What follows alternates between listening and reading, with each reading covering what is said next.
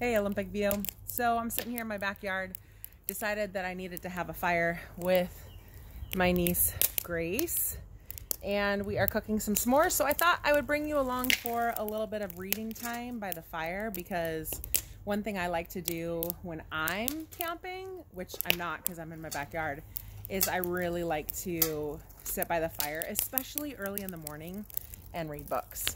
And so welcome to the special edition of Olympic View's Read Aloud of How to Eat Fried Worms. We are on chapter 20. Billy slumped at the kitchen table on his elbow, pawing in his bowl of Wheaties with his spoon. His mother was washing the breakfast dishes at the sink. But why isn't it good to eat hot dogs for breakfast? I know nobody does, but why don't they? Oh, Billy, says his mother, just stop it and finish your cereal. Well, but... Knock, knock, knock at the screen door. Billy's mother glanced around. Oh, hello, Alan. Joe, is your sister better, Joe? Oh, yes, quite well, thank you. Billy can't come out until he's finished with his breakfast. Would you like to wait for him on the front porch? Actually, we came to see you, Mrs. Forrester. Oh, come on in. Mrs. Forrester, said Joe, as Alan shut the door carefully behind them. I don't know if you know about it already, but you see, about a week ago, Alan, well, he made a bet with Billy about eating worms. If Billy could eat 15 worms, one each day for 15 days, then... Billy, you're not still eating worms, are you? Billy then stuffed a spoonful of Wheaties into his mouth. Not just worms, Mom. I've been eating lots of other stuff, too. Look at me, I'm healthy. Dr. McGrath told you the worms, they're not going to hurt me. But Billy, Dr. McGrath didn't think you were going to keep on eating worms. Joe then nudged Alan and grinned. Mom, if 5 worms don't hurt me, then a few more won't either. They're just worms. Besides, it's a bet. If actually, Mrs. Foster, said Joe, they're huge worms. Looking virtuous. We're not going to lie to you. My mother told me never to tell a lie. Manure, said Billy. Mom, it's a bet. I told you if I win, Alan's got to pay me $50 whole. $50? Young man, don't you move from that chair. She went right into the front hall. Thanks, whispered Billy, but you'll see it won't work. Alan and Joe gazed nonchalantly at the ceiling. Doo-doo-doo-doo-doo. Billy's mother's voice came from the front hall. Dr. McGrath, I am awfully sorry to bother you again. It is such a ridiculous matter. But since I spoke to you, Billy has continued to eat worms. No, it's nothing like that. He's acting perfectly normal otherwise. It seems he's made a bet with some boys. Yeah, one every day. He has to eat 15 in order to win this bet. Oh, thank you, Dr. McGrath. I'm super sorry to bother you. She returned to the kitchen. But no more bets after this one, Billy, Alan. And Joe, don't you egg him on anymore. He's far too eager to do wild things. Billy looked silently at Joe and Alan made a rude gesture at him. Mrs. Forrester, said Joe, well, what we really came to you to talk about is that Alan and me, we're going to Lake Lauderdale today with my father to fish. And, well, we're not going to be back until tomorrow night, so we wondered if you would make sure that Billy eats the worms today and tomorrow.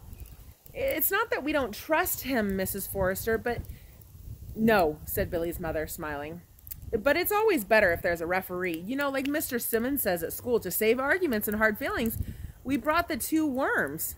He held up a paper bag. We even boiled them already. All you got to do is keep in the refrigerator. Well, said Billy's mother, this is quite a responsibility. Are you sure that I'm a neutral party? I am his mother, after all. Well, we actually thought of that, said Joe, but we figured, well, you're usually pretty fair, and besides, parents almost never cheat kids. If it's something just between kids, they're usually really fair until they get into it. Billy's mother just laughed. How does he eat them? Just cold and boiled? Well, we've been frying them, Mrs. Forrester. We roll them in cornmeal and then fry them like a fish. But he can do whatever he wants, except that Alan and me have decided it's not fair to make soup out of them or chop them all up like hash or chicken. Woo! The wind started blowing. We decided it wasn't fair to make soup out of them or chop them all up like hash or chicken salad sandwich. He's got to eat them piece by piece. Who said, yelled Billy. When was that ever in the rules? We said, shouted Alan. Billy jumped up, kicking his chair over. Well, then I win, because it's cheating to make up new rules in the middle. Oh, yeah, shouted Alan. Then you lose, because anybody who knows it'd be cheating to hash it up. You think you're going to weasel out of it after I've already eaten 9? Who's weaseling? You're cheating. Yeah? Yeah. Boys, boys, boys. Alan! Silence. Oh, crap. Oh, she burnt her graham cracker. Who burns a graham? Y'all, she has not learned how to make a s'more from me. Let's look at this. It's all burnt on the bottom. This child, listen. As soon as I'm done reading, maybe we have to have a How to Make S'mores Appropriately by Miss Roosmas. It's so sad. I even smell the graham cracker burning. Just wanted the chocolate to be melted. Oh, that's awesome. Please, now Billy, let me speak first. I do think Alan and Joe are right. It wouldn't be fair to cut the worm all up. You can just think of some other way of fixing it. Thank you, Joe. She took the paper bag and looked inside. P.U. Billy, are you sure? Mom, you've eaten eels. You ate eels last summer in Long Island. These are just smaller. They're just the same thing. Well, she put the paper bag in the refrigerator. I guess if Dr. McGrath says it's all right. Now, why don't you all go outside? I wouldn't go across the street with those finks, said Billy. They can... Yeah, shouted Ellen. Well, who'd want to go anywhere with you either? Yeah, shouted Billy. Boys, cried Mrs. Forrester. Stop it. All right, Alan and Joe, you have to go. The screen door banged behind them. Puh, said Billy scornfully. Joe's face appeared on the screen. Thanks for saying you'd help out, Mrs. Forrester. Chapter 21, The 10th Worm.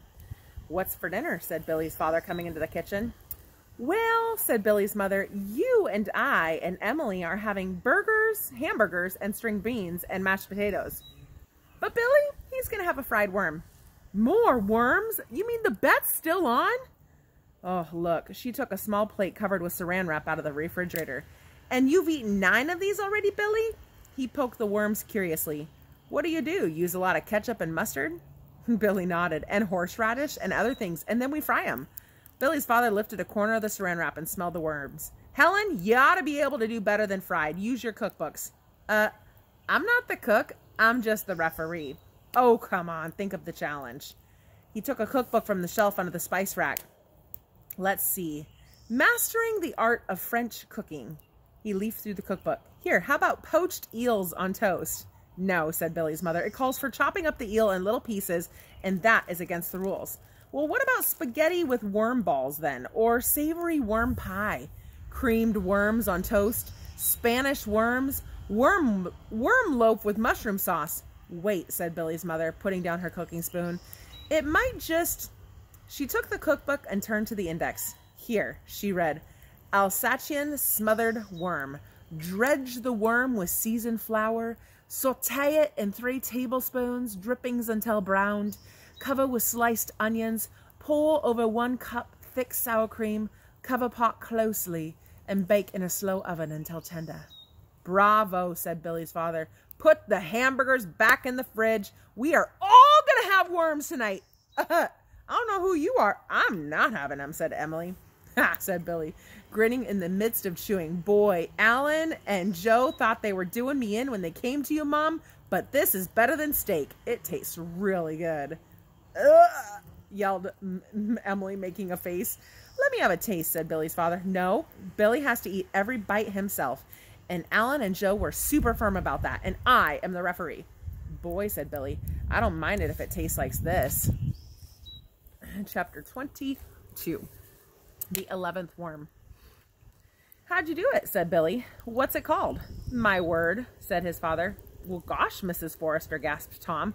On a silver dish in front of Billy lay an ice cream cake bathed in fruit syrups, peach cherry, Tutti Frutti candied orange, topped with whipped cream, sprinkled with jelly beans and almond slivers. It's called Whiz Bang Worm Delight, said Billy's mother proudly.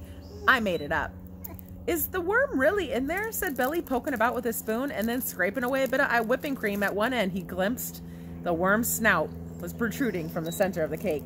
Snug as a bug in a rug, said his mother. I still wouldn't eat a worm, said Emily, eyeing the Whiz Bang Worm Delight with envious distaste. I would, said Tom. At least, maybe I would. That, my friends, is where we are going to end for tonight. I hope that you have enjoyed the fireside read aloud time. We might come to you with some more read alouds as the week goes on, but I think I've heard that it's supposed to be raining this week. So, my friends, enjoy. For my 5th grade friends who are watching, which I don't know how many of you are because nobody's told me that they're watching these videos. 5th grade, this fire is for you. It's dedicated to my 5th graders who are missing camp. I adore you all, and this fire is for you. I gotta go put more wood on the fire, and I gotta teach this girl how to cook a proper s'more. She still don't know how to do it. She has chocolate that's not been melted. That's just an absolute shame. All right, take care. Peace out.